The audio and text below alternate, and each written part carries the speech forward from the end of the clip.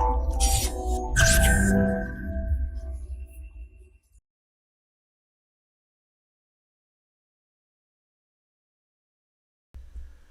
Friends, this is Gautam Pandey coming up with the next round of new simplified. तो आज के video में हम बात करेंगे यूएन हाई सी ट्रीटी के बारे में। तो फर्स्ट ऑफ ऑल जरा देखते हैं ये हाई सी ट्रीटी न्यूज़ में क्यों है।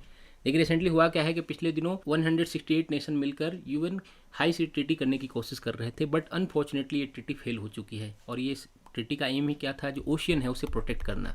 तो इस वीडियो में हम समझेंगे कि यूएन हाई सी ट्रीटी क्या है, आखिर ये ट्रीटी फेल ही क्यों हो गई है, और हाई सी क्या होता है। इन सारी बातों की इस वीडियो में हम डिस्कस करेंगे। तो चलिए शुरू करते हैं। सबसे पहले जरा समझते हैं यूएन हाई सी ट्रीटी के बारे में। देखिए, अगर यूएन हाई सी ट्रीटी की बात करें तो इसे Paris agreement for the ocean के नाम से भी जाना जाता है। और इसका एम है, पर्पस है, जितने भी जो ओशियन है उसे प्रोटेक्ट करना, खास करके उससे डील करना जो कि beyond the exclusive economic zone है, जिसे शॉर्ट फॉर्म में हम ईईजेड के नाम से जानते हैं। तो अब जरा समझ लेते हैं पहले जरा ये ईईजेड क्या होता है। देखिए, अगर ईईजेड की हम बात करें, मान लीजिए इंडिया के एग्जांपल से समझे, तो ये देखिए इंडिया का मैप है। इंडिया का सॉवरेनिटी होती है, इंडिया का पूरा लॉ चलता है वहाँ पर। बट जो 200 नॉटिकल माइल के बाद वाला जो एरिया है, मान लीजिए ये वाला एरिया है, इसे कहते हैं ओपन सी या फिर हाई सी कहा जाता है। इसी हाई सी को रेगुलेट करने के लिए, प्रोटेक्ट करने के लिए ये ट्रीटी करने की बात की जा रही है। और ये किया जाएगा, जैसा कि ऑलरेडी हमने डिस्कस किया, United nation convention on law के तहत, क्योंकि ऑलरेडी जो हाई सी से रिलेटेड जितने भी लॉ वगैरह हैं ये अनक्लॉज के अंडर ही आते हैं। देखिए प्रॉब्लम क्या थी कि अभी तक हमारे पास कोई डेडिकेटेड ट्रीटी नहीं थी, ऐसा कोई ट्रीटी नहीं था जिसके तहत इन सारी चीज़ों को जो प्रोटेक्ट किया जा सके।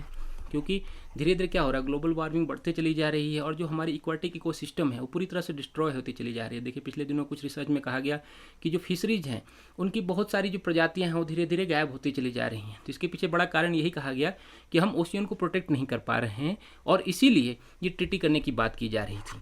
तो अब जरा समझते हैं कि आखिर ये ट्रीटी की जा रही थी, इसके तहत क्या क्या बातें होने वाली थी, आखिर क्यों फेल हो गई। पहले जरा समझते हैं कि आखिर क्या क्या होना था। देखिए, कहा जा रहा था कि जो ये सी है इसके लिए एक मरीन प्रोटेक्टेड एरिया बनाना था। मरीन प्रोटेक्टेड एरिया बनाने से क्या होगा कि यहाँ पर प्रोटेक्शन किया जाएगा, कुछ चीज़ों को लिमिट कर दी जाएगी, जो सर्टेन एक्टिविटीज़ हैं, कि मान लीजिए कि यहाँ कहाँ फिशिंग करनी है, कहाँ माइनिंग करनी है, इन सारी चीज़ों को प्रोटेक्ट कर दिया जाएगा, लिमिट कर दिया जाएगा, ऐसी बातें होनी थी। मान लीजिए कि यहाँ पर अफ्रीका के कुछ नेशन ऐसे हैं जिनकी फाइनेंशियल कंडीशन अच्छी नहीं है, तो अपने फाइनेंशियल कंडीशन ही अगर मान लीजिए उनकी अच्छी नहीं है, तो वो जो समुद्र है, जो सी है, उसे कैसे प्रोटेक्ट कर सकते हैं। तो ऐसी सिचुएशन में इस ट्रीटी के अंदर होना था कि जो मान लीजिए जो फाइनेंशियल सपोर्ट जिन्हें चाहिए होता है किसी नेशन को, समुद्र को, सी को प्रोटेक्ट करने के लिए, उन्हें फाइनेंशियल सपोर्ट दिया जाएगा। मान लीजिए किसी नेशन को साइंटिफिक नॉलेज की जरूरत हो, मान लीजिए जितना यूएसए के पास अगर साइंटिफिक नॉलेज होगा उतना अफ्रीका के किसी नेशन के पास तो होगा नहीं। ऐसी सिचुएशन में क्या होना था कि जो शेयर करना था साइंटिफिक नॉलेज को, ताकि जो हाई सी है उसे प्रोटेक्ट किया जा सके। ये बात होनी थी इस पूरी की पूरी ट्रीटी में।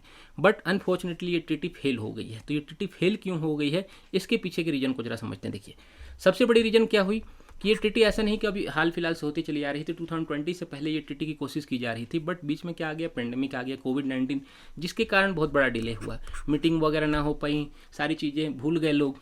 क्या हुआ, जब कोविड-19 आया, पेंडेमिक आया, तो हम सबसे इंपॉर्टेंट क्या था, हमारे लिए लाइफ रिस्क था, लाइफ थ्रेटन था। तो हम सबसे पहले अपने आप को प्रोटेक्ट करने की कोशिश कर रहे थे, उसके बाद हम सोचेंगे कि भाई सी को प्रोटेक्ट करना।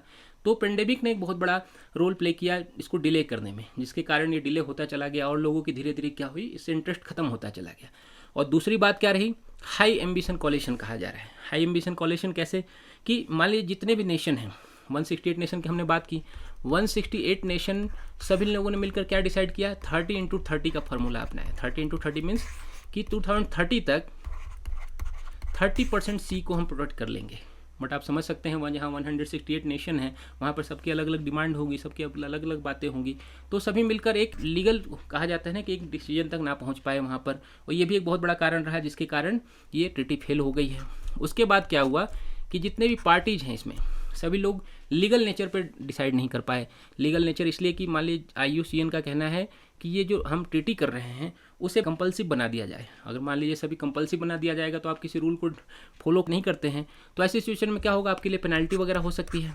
तो कोशिश की जा रही थी कि इसे लीगल नेचर में बनाया जाए, इसे कंपल्सिव बनाया जाए, लीगल बाइंडिंग की जाए इसके लिए। तो ये एक सबसे बड़ा कारण रहा इसके फेल होने के पीछे, जो कहा जा रहा है कि सबसे बड़ा कारण यही रहा, क्योंकि हम ट्रीटी की बात कर रहे हैं तो बाध्यकारी नहीं होना चाहिए, कंपल्सिव नहीं होना चाहिए, ये भी एक बहुत बड़ा रीजन रहा। इसके साथ ही साथ बहुत बड़ा रेजिस्टेंस देखने को मिला, खास करके ऐसे बड़े बड़े नेशन को, जैसे कि मान लीजिए इसमें USA है, UK है, इंडिया भी इसका पार्ट है। तो ऐसे ऐसे नेशन जो कि ऑलरेडी हाई सी में डीप माइनिंग कर रहे हैं, फिशरी में बहुत ज़्यादा इन्वेस्टमेंट कर रहे हैं, तो क्या चाहेंगे कि उनके हिसाब से सारी बातें हों, तो वो सारी बातें नहीं हो पा रही थी। आप ऑलरेडी समझ सकते हैं यूएसए क्या करता है, सबसे पहले अपने हित को देखता है, उसके बाद यूके वगैरह जो यूरोपियन कंट्रीज हैं वो लोग क्या चाह रहे थे कि हमारे हिसाब से सारी बातें हों, बट अनफॉर्चुनेटली 168 नेशन मिलकर सारी बातों पर एग्री नहीं कर पाया, जिसके कारण ये पूरा का पूरा हाई सी ट्रीटी फेल हो चुका है। तो होप आपको इस वीडियो में सारी बातें समझ में आई होंगी। Thanks for watching.